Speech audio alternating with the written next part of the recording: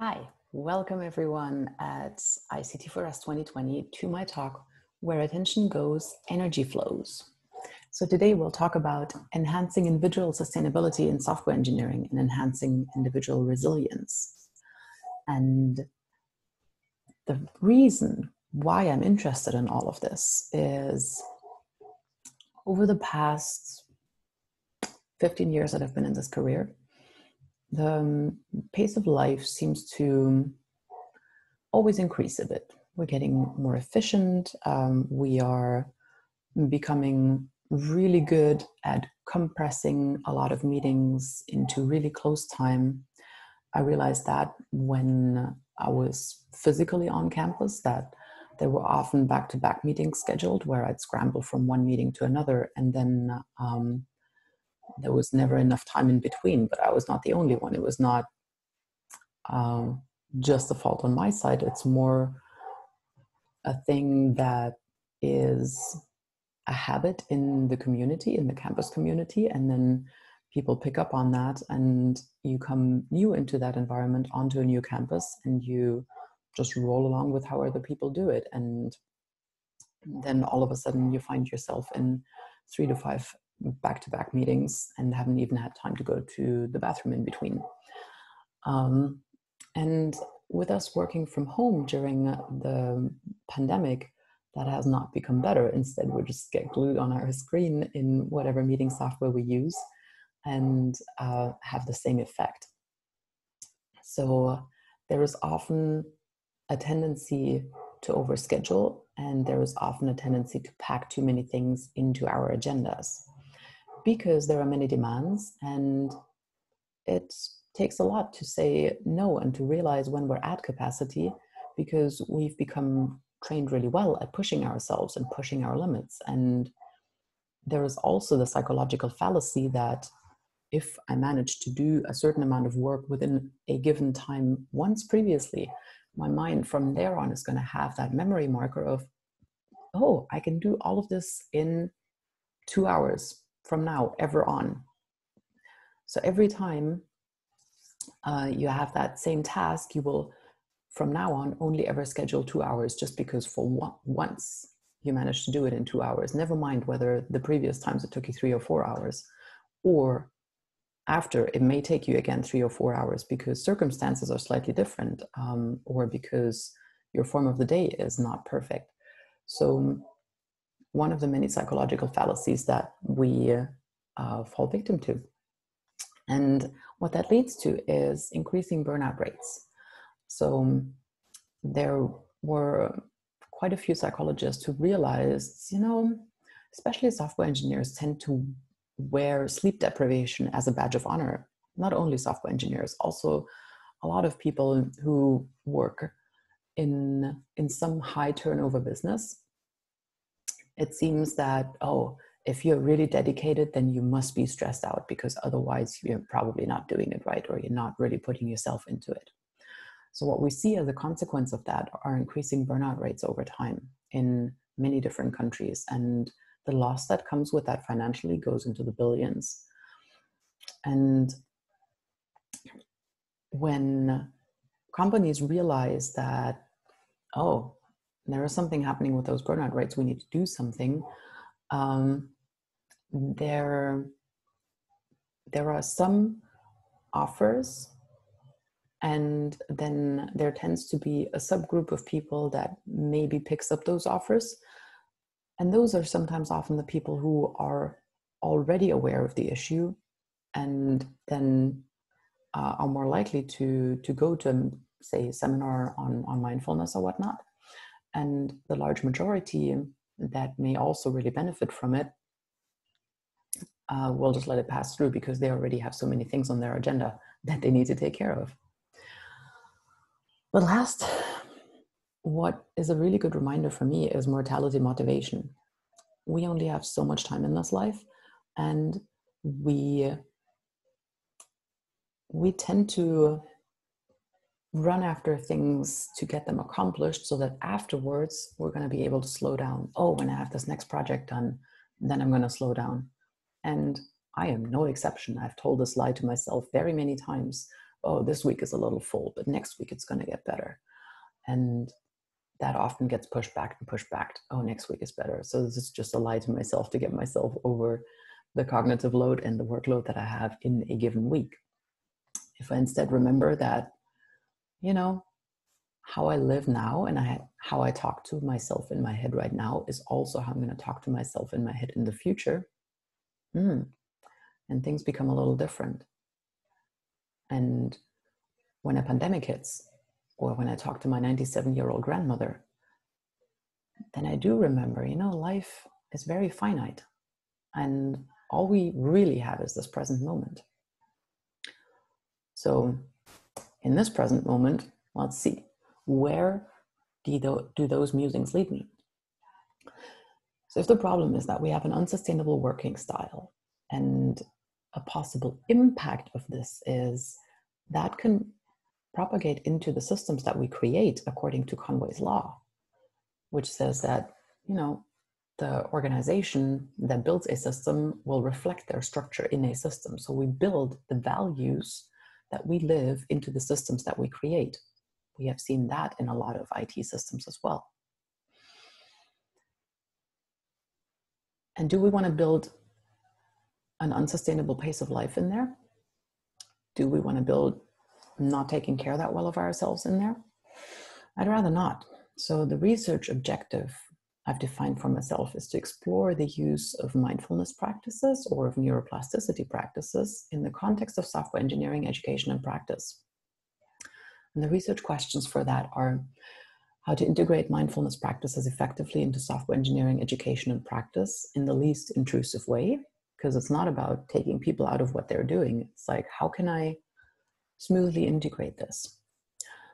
And second, how to measure the effectiveness of such interventions in terms of cognitive abilities, energy levels, and self-perception. And third, how to predict good timing for interventions such that they don't disturb moments of flow, but enhance the energy levels when needed. I would not want to interrupt somebody while they're doing a super productive work task by saying, oh, but 2 hours have passed, you better move your body. I would rather be able to differentiate when they are maybe in a deep thinking process that may lead somewhere, or when they have actually zoned out in a non-productive way, and then be able to offer an intervention. Of course, not the first time that somebody's thinking about this. So let's look into related work and then preliminary work. So in terms of related work, there has been previous work on individual sustainability in terms of the definition that it means having a sense of agency and freedom over my actions, preserving my well-being and increasing my well-being over time, as well as taking care of lifelong education and lifelong learning. And then second, the old Vedic sciences from India that were the foundation for the discipline of yoga have shown us several paths of how we can get back to what really matters for each of us as an individual. They propose in one of the fundamental works by Patanjali an eightfold path that starts with how to physically take care of ourselves, of our bodies, and then to observe certain moral and ethical principles in our life and how we act, then to do yoga poses, to do physical exercises, to do meditation, to do concentration exercises that help focus the mind on specific things, to withdraw our senses from things that are going on around us, because we can become very distracted by everything that's going on in the world, and so on and so forth. And these yogic principles and yogic practices have a lot of proven benefits that have been looked into over the years by a wide range of medical researchers. So we have seen benefits in terms of heart rate variability, which is the strongest predictor for potential further heart attacks down the road or not, and other cardiovascular diseases.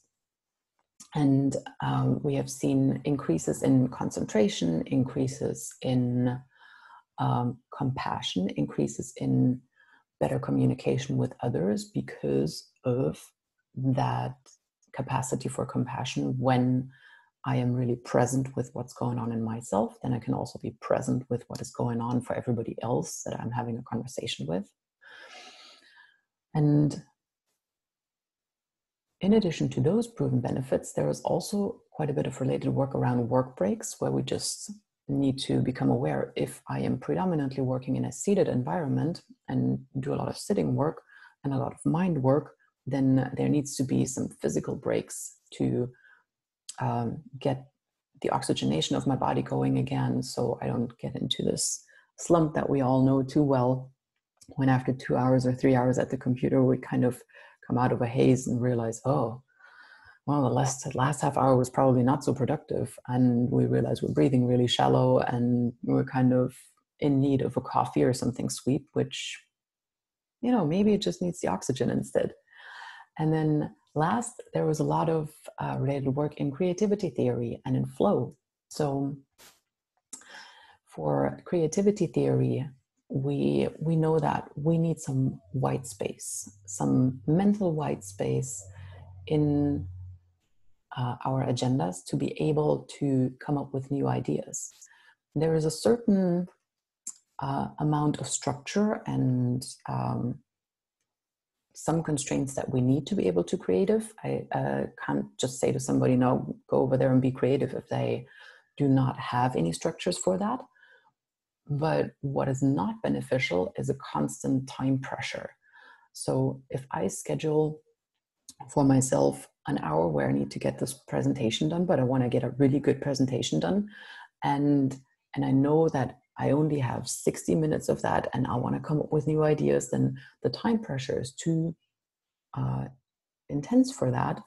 And therefore, what I'm going to end up with is a very standard structured presentation in the ways how I've managed to get it done before. But if we want to get out into finding new ways, then we need to be able to get into a state of flow, which needs a bit of time and which needs a bit of free space, time-wise and also in our head. If I have a lot of thoughts cluttering my mind, I'm not going to be very creative. And then for the preliminary work, I have been a yoga teacher for a number of years, and I'm a breathwork facilitator and a meditation coach. So this is my second area of more intensive education outside of the software engineering world and the sustainability world.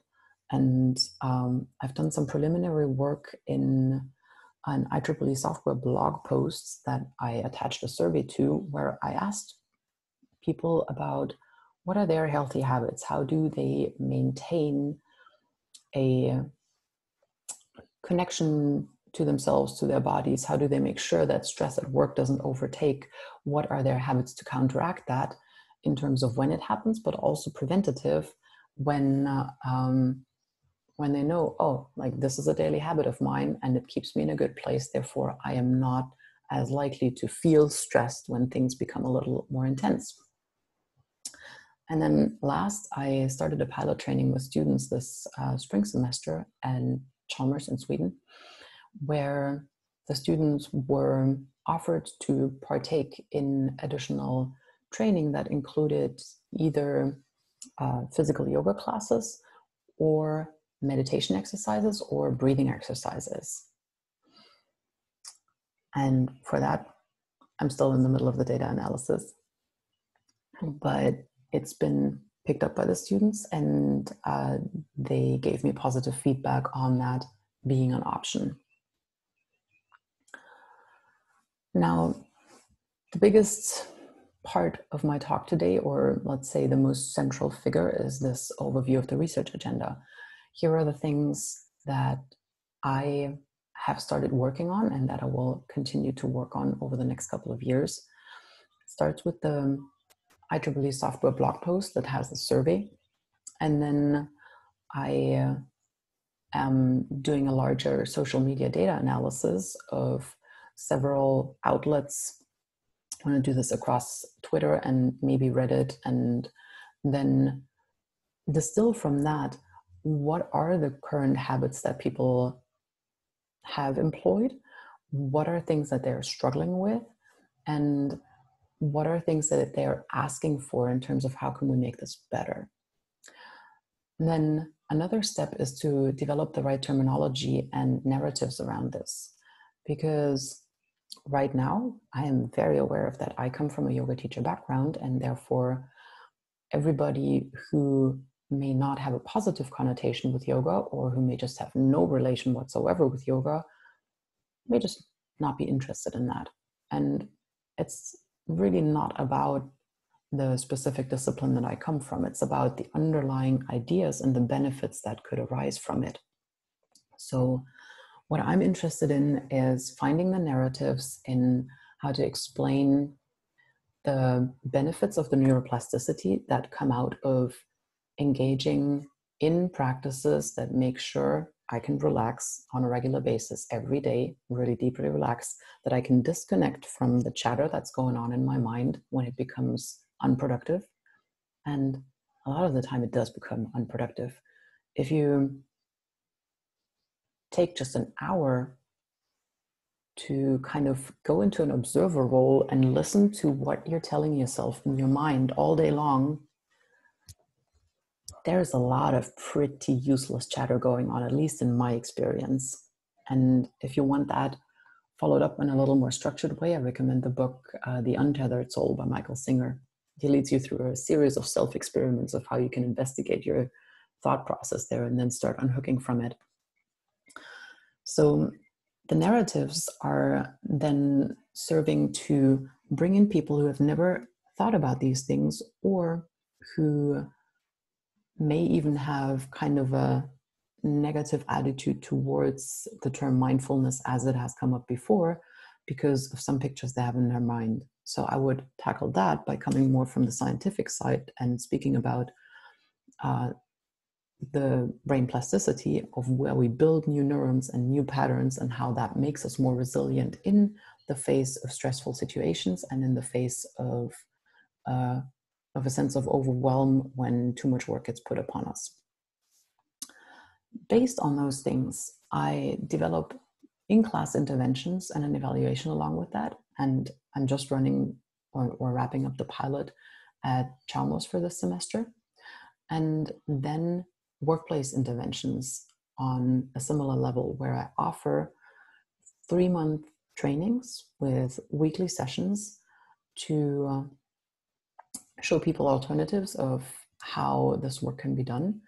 The first round of this is going to focus on deep breathing techniques and the connection to topics like communication, especially nonviolent communication, and resilience, creativity, productivity. And from there on, I will also dive into other modalities. The tools that I want to develop that are going to help along with this are a physical card deck. Could also be a card deck in the form of an app, where you have intervention cards, where in a group setting, whether that is in classroom or in a seminar or in a meeting at work, could just pull out one card and say, all right, we've been going at it for an hour. We still have another hour to go. Let's take 2 minutes and do a breathing exercise together, or a stretching exercise that has all the instructions on it. So somebody who does not have an extensive background in this can still feel confident of just suggesting doing a 2-minute intervention. The second part is a video series that I've started and is available for free on YouTube, where I add new videos periodically, and those can be used in the trainings as at-home practice in addition. And then the last part in this tool set would be to have a training framework that puts together the individual elements in a larger topic structure, so that it can be adapted for, say, the length of a lecture period, or the length of a semester, or for a period that I want to do this with a company, so that there would be, say, a 4-week version and a 10-week version and a 4-month version. And then based on all these things, I want to dive a little deeper into three aspects. One is the modality comparison, as in, is it more beneficial for a majority of people to do meditation, or are the breathing exercises perceived the most beneficial, or is it physical yoga practice? Second one is gamification. So some initiatives have been really successful, some sustainability initiatives, when they started gamifying things. We had a game at Cal State Long Beach a couple of years ago where we tried to gamify sustainability on campus, and people would get points every time they recycled things, every time they would come to school by carpool and all these things. So maybe there can be something like that for the healthy and resilient habits as well. And then last, the timing support flow, which comes back to how can I understand when is it good to suggest an intervention right here and now, and when would I pull somebody out of a good productive thinking process, and how do I differentiate in between the two? How do I differentiate it between zoning out and in between having a productive thought process? And then based on all that, there'll be the dissemination and the broader impacts, as I will work on spreading this across, for a start, the software center in Sweden, where we have connection with different companies, and then create some showcases that say, all right, here are the benefits that we have achieved, and then disseminate that further so it can be replicated in other companies. Couple of very early sample sketches, so you get a better understanding of what I mean when I say those intervention card decks, for example. So on the left, you see one for alternate nostril breathing. The benefits of it are it's relaxing.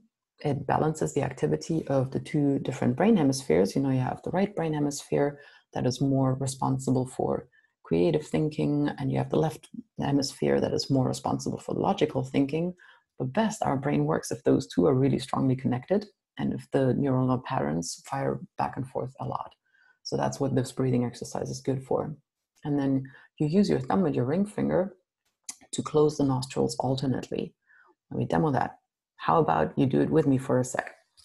So you inhale, you close your right nostril with your thumb, you inhale through the left nostril, and then you tap the other one and you exhale through the right. Inhale right, close the right nostril, exhale left. Inhale left nostril, close, exhale right. Inhale right nostril, close, exhale left. Inhale left nostril, close, exhale right. Inhale right nostril, close, exhale left. One last breath. Inhale left, close left, exhale right. Inhale right, close, exhale left. Good. And then just take a moment and see if you can notice any difference. Maybe you feel a little more space here, how everything is opened up a tiny bit. And if you do this a couple of minutes longer, you're going to feel the effect more strongly. You're probably going to feel a little more refreshed and a little more energized. The middle sample card is a 1-minute gratitude meditation. So in most of the classical yoga practice, we start with doing some breathing. And then we move on to the physical practice, which the example would be on the right, where you do an energizing and a relaxing exercise. And then the third part is the meditation. So because of how I'm set up right now, I'm just going to slowly guide you through this, but I want to invite you to get up and do this exercise right now. So inhale, your arms up, and then exhale, sit back as if you were sitting down on a chair, but there is no actual chair behind you. So you want to have your upper back engaged. You pull the thumbs back so that your arms are by the side of your ears. You want to lengthen your lower back. You want to make sure that you see your big toes in front of your knees, and then have a lot of weight in your heels. And then you take deep breaths here.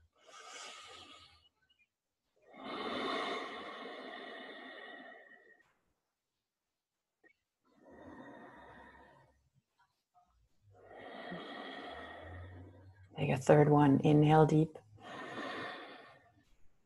And then exhale, fold forward. Straighten out your legs, fold forward. And feel the stretch in the back of your legs.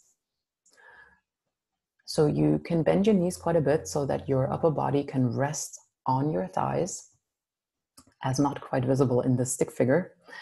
And if it feels comfortable, you can also hold opposite elbows and just dangle a little bit here. And keep breathing deep here.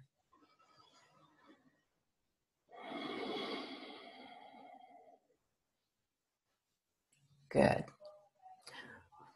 And then come back here and we'll do the 1 minute gratitude meditation. So third part of the practice, it's always breathing, physical movement, meditation. This is what we're getting ready for by the physical practice. So take a deep breath in through your nose. And then exhale with a sigh if you like. The second one, just become really present in your body and feel where this air is. Inhale through the nose. Exhale and soften your face. Take one more deep inhale. Exhale and soften your shoulders. Reflect back on your day so far. Where were there little sun rays of light? What little joys could you find? What did you drink or eat? Remember the taste and sensation on your tongue. What did you observe in nature? Were you outside? Any birds, flowers, trees? Just see them before your inner eye right now. Did you exchange a smile with someone? Pull that smile back up. Feel it in your heart. And then just stay here for another 3 deep breaths. Just listen inside to your heart.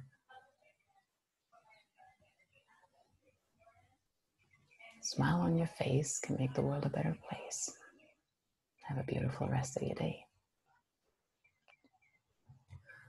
So it's super short. It's just 1 minute. And maybe you can feel that you were able to relax just a tiny bit. Just by taking your thoughts to a different place. Like I said, those are very early sketches. Feel free to look at my other YouTube videos. There's quite a few more out there. But with that, I would like to start the discussion. There's quite a few things that can be discussed here. So, first of all, is this our responsibility? If we're talking IT education, IT training, why do we have to talk about these practices? Isn't it the responsibility of every individual to take care of them or themselves? Yes, it is. And if we want to be strong in our workforce, if we want to be productive, if we want to create something meaningful, and if we want to be inclusive, and if we want to make sure that people have a chance to succeed, then I do believe it's our responsibility to look at the whole human and to make sure that the whole human is okay, as opposed to just focusing on certain subsets of the skills that make a human. Second part, feasibility. So is it really in the interest of companies to say, well, fine, we finally bought into soft skills like communication, like presentation training and all that kind of stuff. But really now taking it beyond that. And here the answer is kind of similar.